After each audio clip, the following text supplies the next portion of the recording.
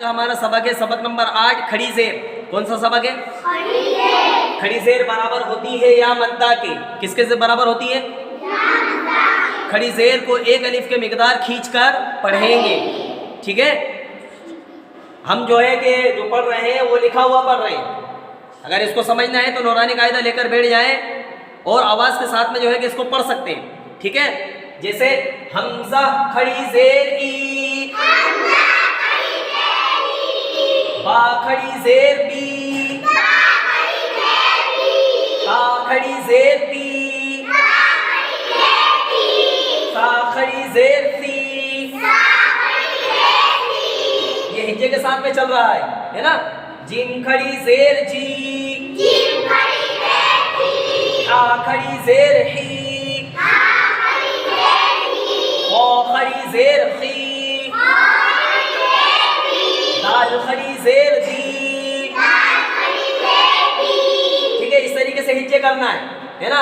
जहां पर समझ में नहीं आता वहां पर एक लाइन का हिज्जे हमने इसलिए किया है ताकि हमको आगे पढ़ने में आसानी रहे, समझ में आ जाए। हिज्जे तब करना है जब समझ में नहीं आ रहा, नहीं तो रवानी से ही पढ़ना है। जैसे दी, री,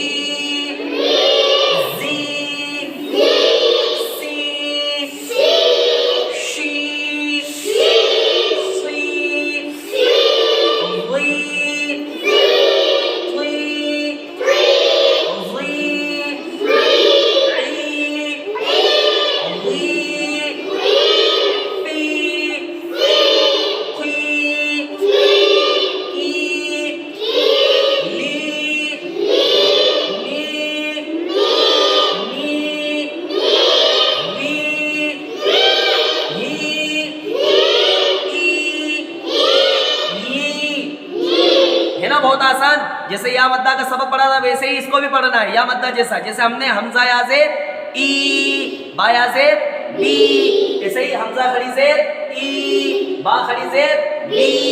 इस तरीके से इसको याद करना है। ठीक है, सिपारा लेकर बैठ जाएं और साथ में जो है कि आवाज के साथ में पढ़ते रहे, आसानी से याद हो जाएगा। ठीक है, इलाफी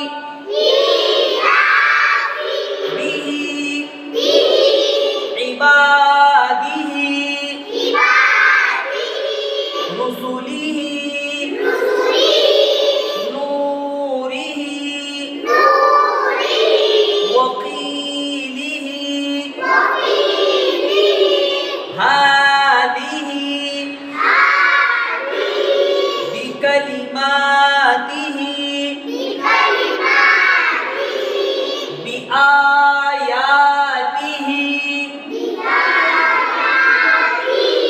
बिकिताबिही बियमीनिही